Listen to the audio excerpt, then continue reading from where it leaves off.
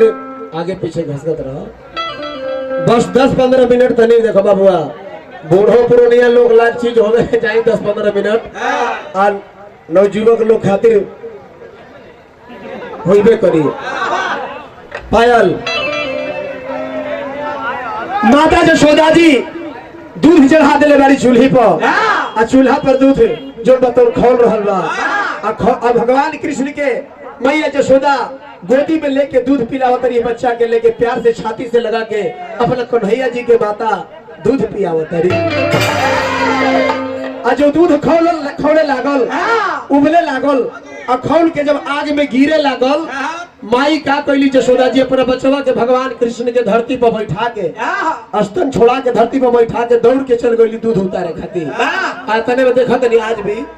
बच्चा के अगर माई अगर दूध पियावल छोड़ दी तो रोए लगी, अपन क्रोध में जौन मन हो तो करे लगी। वही भगवान कृष्ण उठल है आ क्रोध में यही तरह चलत चलत जाए के आ जितना माखन मही के रखल रहली माता उसम ऊंचा मखनवा में जाके लात मार दिया, उलाट दिया कुल छिटाई गई। अब का भागे लगले कैसे बाबू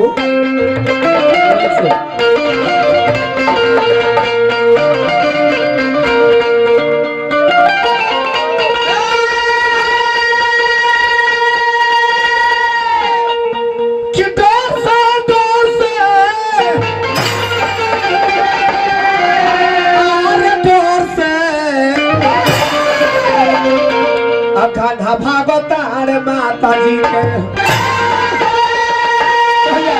के कान्हा भागवत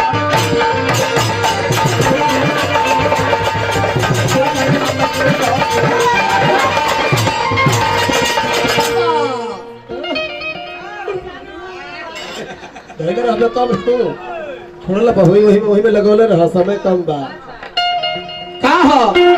तो सोचो तरी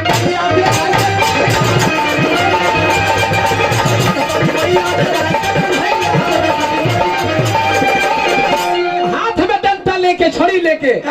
मैया जशोदा जी भगवान कृष्ण के पीछे पीछे दौड़ल बड़ी क्या तरह का पकड़ो आ पकड़ के बांध के वो मार मारो के तहर छोटी के याद आ जाई। का कहत रे सोच तरी मैया डेराय के कन्हैया